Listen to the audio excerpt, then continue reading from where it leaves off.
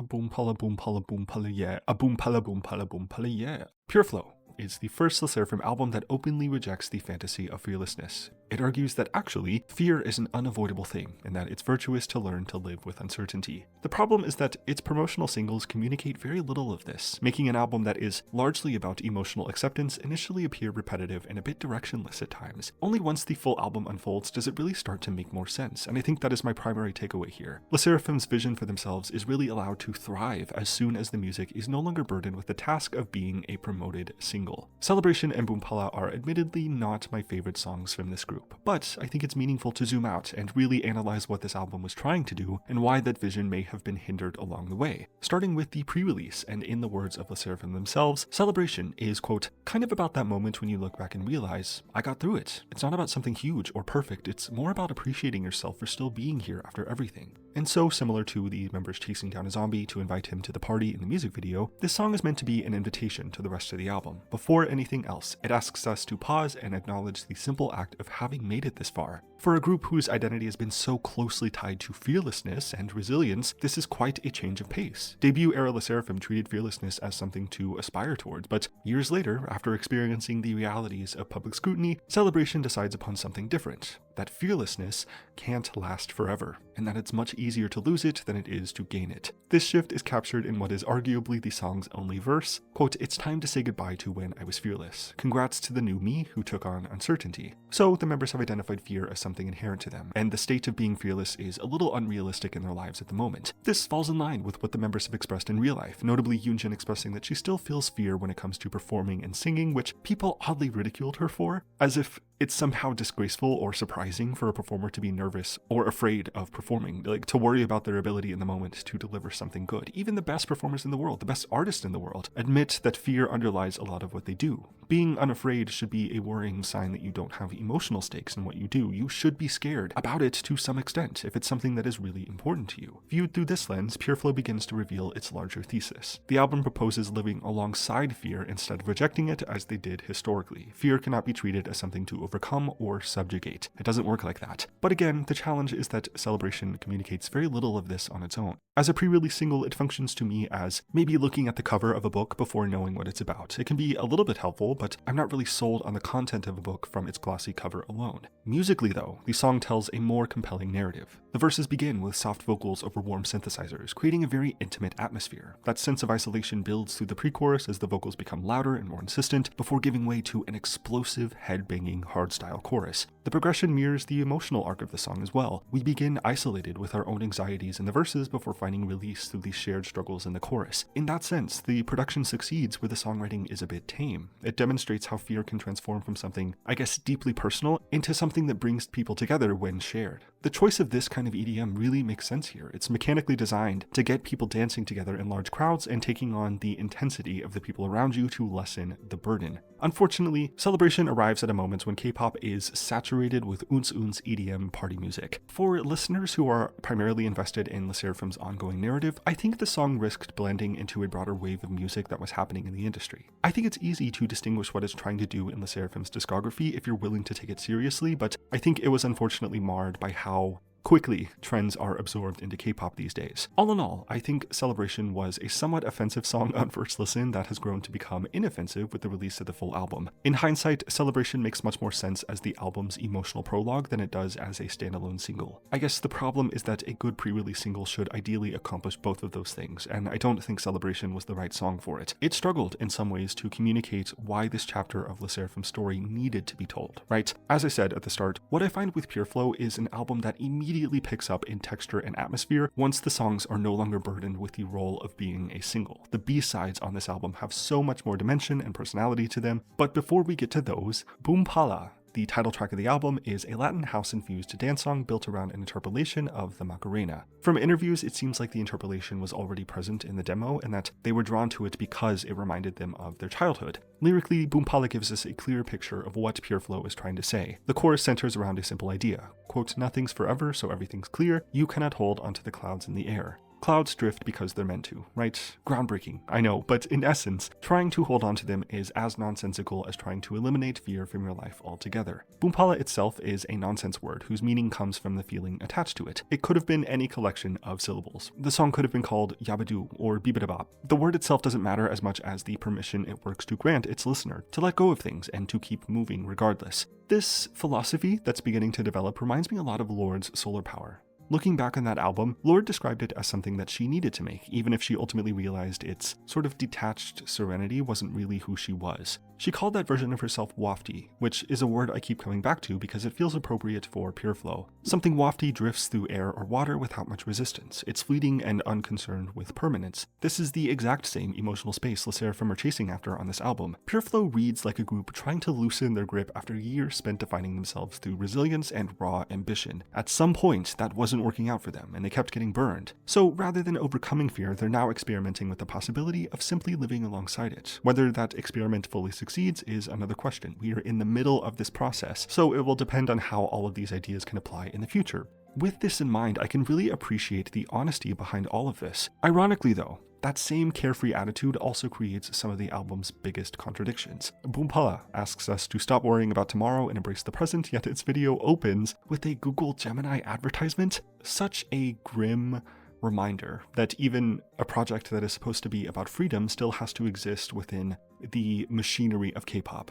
Moments like that, as well as the carefree inclusion of AI in the music videos, make this album's philosophy feel compromised in ways that I think will age horrifically. All in all, what stays with me is the sense that this is documenting a very particular emotional moment in the Sserafim's career. Like Solar Power, I think Pureflow will come to be remembered for its unintended effects. This is an album made by artists in the very middle of trying to understand themselves before they decide upon where to go next. Transitioning into the rest of the album, things instantly and drastically pick up with our first B-side, Creatures. 2010's mall music in the absolute best way possible. This is an upbeat pop rock banger where the members are really allowed to shine vocally. Kazuha specifically has such a compelling tone in the verses and choruses. She really steals the show midway through the song. I can feel the playfulness and the resentment through the members' delivery here. And in terms of atmosphere, Creatures finally does something with the album's premise. A new era of trying to live alongside fear has made the members much more capable of introspection, which, when you've been dogpiled as much as the Sserafim has, you're rightfully going to be angry about that. Creatures moves to argue that anger can and maybe sometimes should be a legitimate response to fear. Looking inward and realizing how unfairly you've been treated should make you furious in a lot of ways. The pop rock elements of this song bringing a naturally more abrasive and rugged edge to the performance. The guitar lines are plucked with a heavy thumb in the chorus, full of pent-up bitterness that is finally allowed to pour out across this song. We got just barely a taste of this from the hardstyle chorus in Celebration, but Creatures delivers on the full idea. They want to make your head bang, drawing out release as you process the cards that have been dealt to you. Heading into this album, I imagined the words pure and flow to refer to some kind of doled out serenity. In reality, allowing yourself to flow as the water does will eventually require a departure from the calm. Rivers flood, right? They rush violently, eroding the environment around them. If the pure flow concept is truly embracing going with the flow, the anger and violence associated with that can't be dammed up. Creatures delivers on this so well, adding a great sense of depth at the top of the album. The next song, Iffy, then solidifies the album's concept about embracing uncertainty. It's a naturally softer house track, again electing to showcase the members' vocals ahead of a dreamy electronic groove. Narratively, pretending to be resilient was actually so much of a detriment that the members now embrace the uncertainty whenever doubt appears in their lives. This song, as carefree as it presents itself, does feel like the genuine heart of the project. The album has already spent some time so far lingering on how it's okay to live with fear, and Iffy pushes the discussion further by insisting that the need to have certainty is the real problem here. Considering my own bias here, this is a conclusion I came to about many discussions in K-pop over the course of last year. The need to be certain about things ahead of when that would be appropriate is a plague in the K-pop community. For a lot of people, it's better to pretend to be right about something than admit that we purely just don't have all the answers right now. It leads to a lot of ugly behaviors, and as the Sserafim suggests, comes from a place of fear. Allowing yourself to sit with uncertainty is the most radical form of self-acceptance, admitting it's enough to not have all the answers forces you quite violently into a space of nuance. This song resists dramatic peaks and explosive payoffs in similar ways to this thought process, settling into a kind of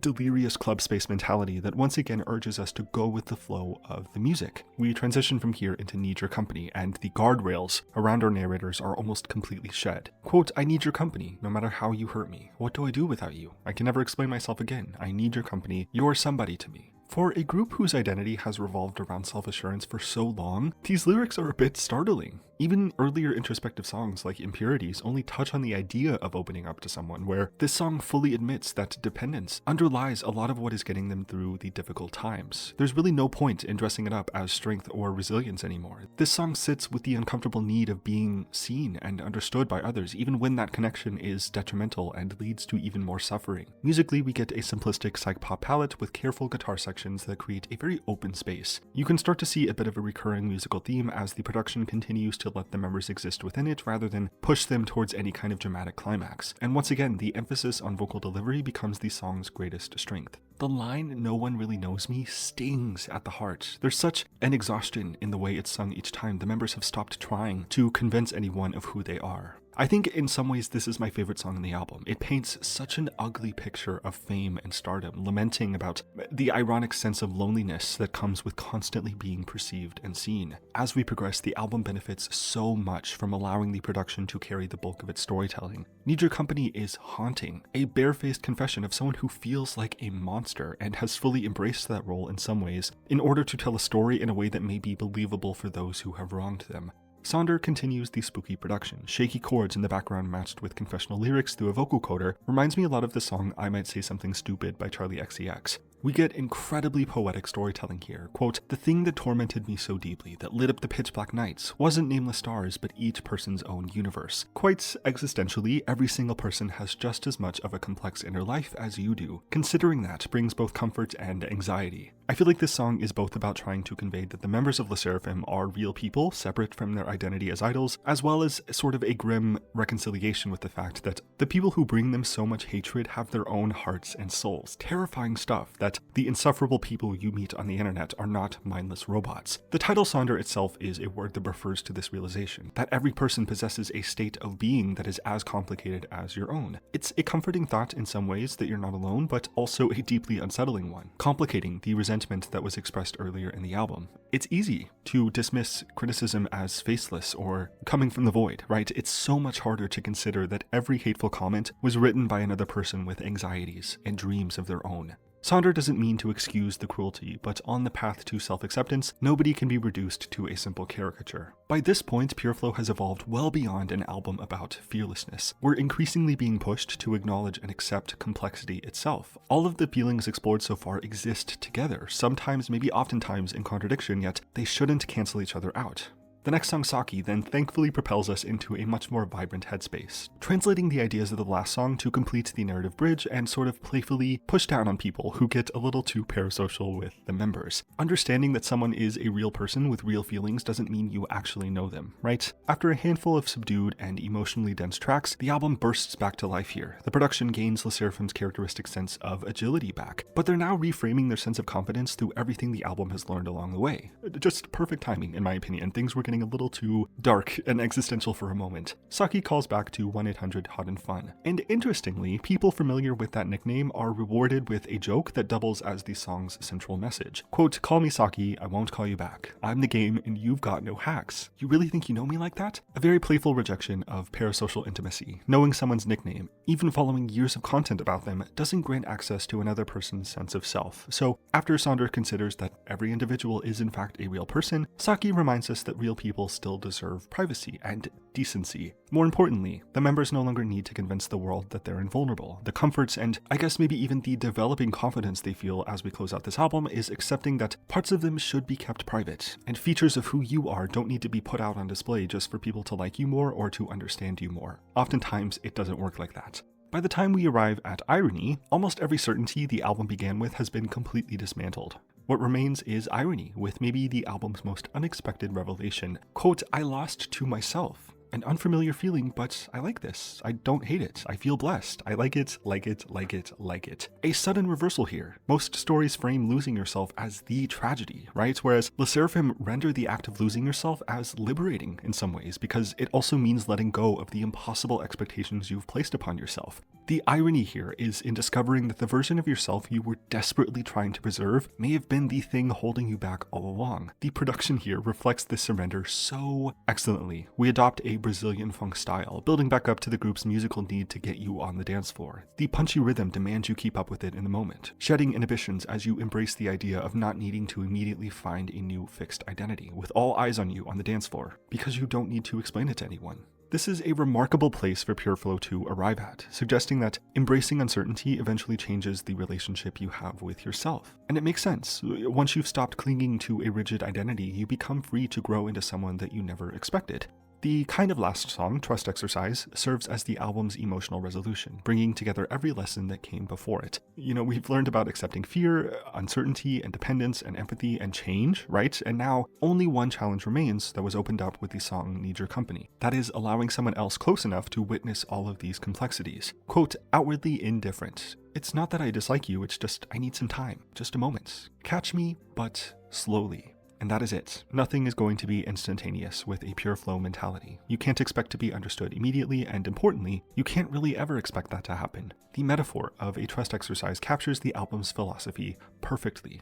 Trust is something that is built gradually, through many small decisions to remain open despite the possibility of getting hurt again. That gradual process is mirrored in the music itself. A wafty, synth-pop track pulling heavily from the resonant sounds and melodies of the 80s, swirling around a narrative sentiment expressed through what is maybe one of my favorite lines in the album, quote, crescendo but slow in tempo.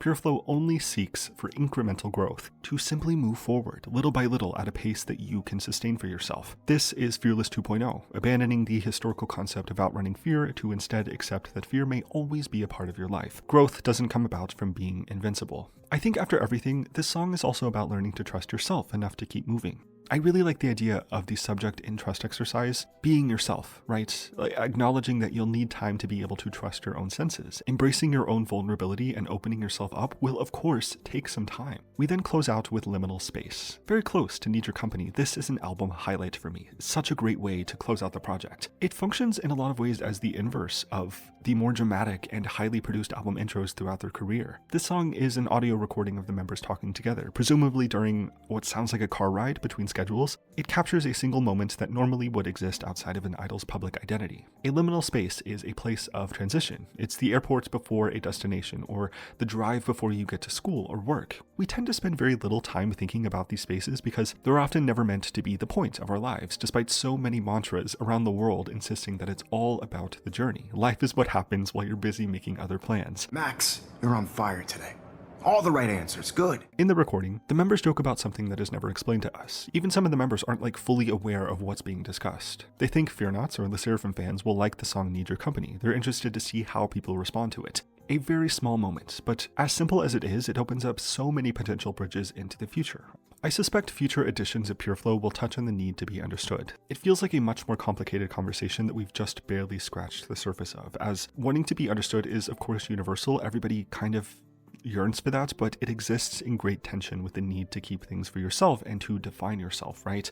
This is also the point where some of the album's unintended value begins to reveal itself. Throughout my first listen of Pureflow, I found myself, frustrated with the promoted singles. As I said, I think they feel constrained by the demands of being promotional material. They carry expectations that could never really satisfy. BOOMPALA in particular, unfortunately, is a walking contradiction, which, when analyzing it on a meta level, could suggest that the Pureflow way of thinking will eventually grow to be unsustainable. It kind of cannibalizes itself over time. There's something so unexpectedly bittersweet about it. Pureflow is an album preoccupied with letting go, yet the industry's demands inevitably shape how those ideas are presented. The promotional rollout, the branding, the advertisements, right? The pressure to produce another viral hit all leave their greasy fingerprints on the record. I understand that this is pop music, but there's a darker underbelly here outside of the normal context of pop music. The B-sides of this album and Liminal Space are allowed to slip through the cracks. The album thrives when it gets to show us who they are and who they're becoming, right? When nobody is expecting them to perform. This feels like what Pureflow was reaching towards from the very beginning, and I think in that way it really succeeds, even if it occasionally stumbles getting there. I really love this album actually, despite me kind of resenting the two singles. I think if nothing else, they do complete the Pureflow concept in ways that I don't think Sserafim themselves will ever be able to vocalize as K-pop idols. It's messy, heavily corroded by the industry they're working in, but there's artistic value even in that. The rest of the album is supercharged with intention. I feel fully a part of this conversation and this chaotically unstable moment in their lives. It is so beautiful. Despite everything, Pureflow Part 1 is remarkably well put together. It feels unsure of itself, but by design. And there's a lot of meaning to be pulled from that as part of a full-on case study on embracing uncertainty, letting the complex wave of emotions pull you without resistance, and learning to grow from within the storm itself. I'm very interested to see where this goes for Sserafim as artists. Considering this is part 1, I imagine Sserafim already have an idea for future developments in mind. Or maybe the part 1 is just another concession to the going with the flow concept, simply acknowledging that they may not feel this way forever and they're opening space for the sentiment to change as they see fit. Either way, and by the end, this album is such a surprisingly bold artistic statement, a more mature rendering of confidence and the concept of fear and what it means for us in our daily lives. Despite any problems with the singles, the album establishes a lot of artistic merit for Sserafim if people are willing to read between the lines a little bit. Yeah, my favorite songs right now are Need Your Company, Iffy, and Irony. I think those are my top 3 at the moment, but this is what I think about the album. Thank you so much for watching all of this. If you did, please let me know, what do you think about Pureflow? Specifically, how do you feel about these singles? Like, what is your interpretation of them, and do you think they work within the context of the album, all things considered? Very interested to see what people think about that, as well as the B-sides and things like that. Yes, thanks again for watching. Subscribe if you want to, and I will see you next time.